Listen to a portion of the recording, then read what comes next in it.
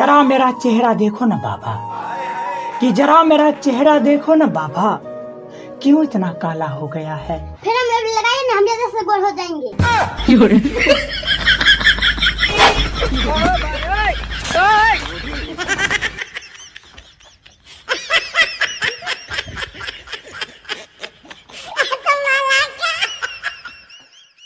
जो भी लड़की चड्डी और गंजी में वीडियो बनाती है, सिर्फ और सिर्फ मैं उनके बारे में गलत बोलता हूँ।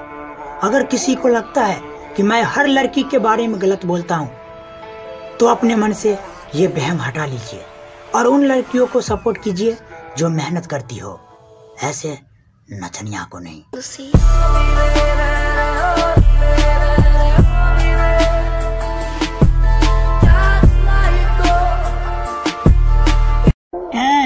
स्टाइल मारते हो, अपने गली में तो कुत्ता भी शेर होता है।